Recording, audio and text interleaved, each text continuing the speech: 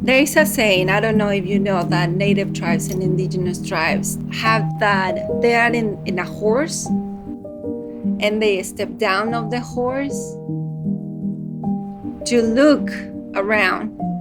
It's not just to see if they are lost, it's for their soul to catch up to them because they are running fast.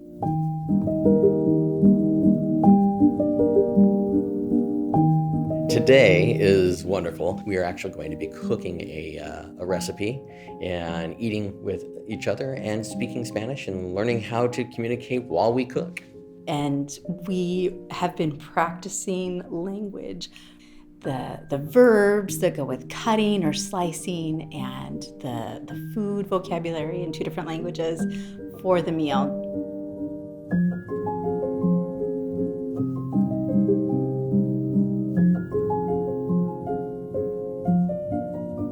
The nice thing about the Community Language Club is it's not taking a class, it is a club, because we do more than just learn.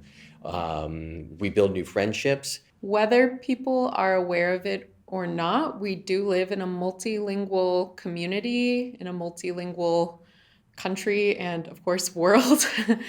And there are a lot of people who don't speak English, and we're basically just cutting them out of our spaces when we don't attempt to bridge that gap and communicate with them and get to know them in their own language. It's not academic, it's life. The essence of it is this connection and walking with our neighbors in a way that we're internalizing and understanding what it is to be kind of a global citizen. And when you start to learn those words in another language, when you start to understand the greetings or the things that are important to them in their language, you really understand who they are and what their identity is, and you can really understand them better. It can look really, really simple and really fun to do something like this, but the roots of it grow so, so deep, and I think that we learn how to deepen our roots in connection because of their lived experience and their values. I found that when I first started, I was a little self-conscious about trying to speak Spanish with other people because I would make mistakes. But as I started talking with people in our community about it, it was like, no, we want you to try to speak Spanish. You can make mistakes. It's okay. We're just happy that you're trying. And really, that's how you most understand what it's like to be a refugee or immigrant. Because you're uncomfortable the way they're uncomfortable every single day. You have to sit there and not understand what the coach is saying, just like they have to understand every day at the doctor's, every day at the bank, every day at school. So even if you just come to Community Language Club and you sit there and you're super uncomfortable, you're having a great experience because you're understanding what it's like to be a refugee or an immigrant.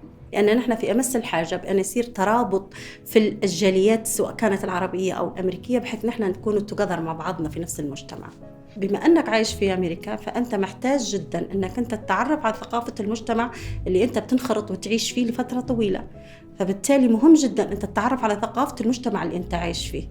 Like, it is so much fun and so joyful to get to know people from different cultures, to learn about how they grew up and what they like and the music they like and the food they like and their language and like the funny things they say in their language. It's a really cool, exciting, joyful experience.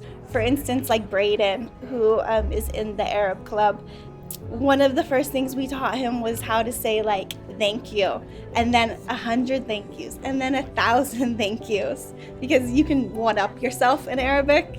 It's just great to see like him enjoy using the language, and I think that's something that I want to see people in the club or generally, you know, enjoy using language. It's a tool and it's something that you should use to create relationships.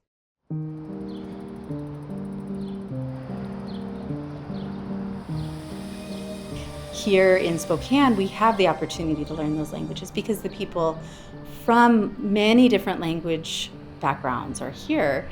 And if we take the time to sit with them, we can benefit from their language knowledge. There's a lot of meaning in language that really shows who a person and what a culture is.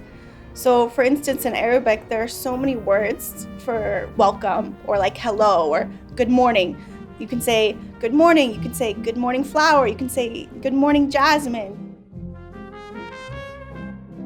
When has anybody ever said to you, like, I hope you have a morning of Jasmine?